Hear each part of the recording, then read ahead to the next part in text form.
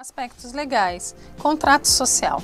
Então, um dos instrumentos básicos para iniciar uma empresa, né, ou pensar em constituir uma sociedade é o contrato social. Então aqui a gente vai falar um pouquinho do contrato em termos de conceito e um pouquinho da estrutura mínima de um contrato.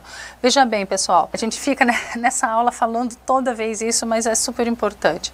É óbvio que eu posso pegar um contrato, modelo padrão, na internet e usar esse contrato. Mas pode acontecer de ter alguns erros nesse contrato. Então é interessante você grudar com um advogado para você não cometer erros. Você pode criar uma minuta padrão, uma ideia, e você passa para esse advogado estar revendo isso, né? O advogado, ele sabe as lacunas que de repente esse contrato rascunhado deixa, e ele tenta amarrar essas lacunas. Vamos dar uma olhadinha então no que a gente tem aqui no que diz respeito a contrato social. Então as regras básicas. Um contrato entre duas ou mais pessoas define direitos e deveres dos sócios, o objeto social da empresa, o seu papel e a composição acionária. Então esses são os itens básicos, né, o objetivo padrão de um contrato.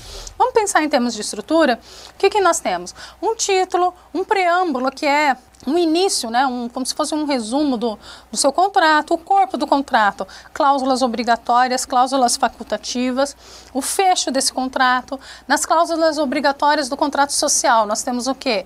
Nome empresarial, endereço e sede, o capital expresso em moeda, a cota, a forma e o prazo de sua integralização, responsabilidades dos sócios perante o capital da sociedade, declaração precisa e detalhada do objeto, prazo de duração da sociedade, o exercício social, as pessoas naturais incumbidas da administração, então normalmente se deixa um dos sócios que é incumbido, a qualificação do administrador não sócio designado no contrato, participação de cada sócio nos lucros, fórum, fecho do contrato social, localidade e data do contrato, nomes de sócios e respectivas assinaturas, nome de testemunha, pelo menos duas, né, e um visto do advogado, se não for microempresa ou pequeno porte. Então, todos esses itens têm que constar. Eu ousaria dizer, se você quer abrir uma empresa e está querendo você fazer um rascunho, pega esses itens e faz o rascunho. E depois chama o advogado.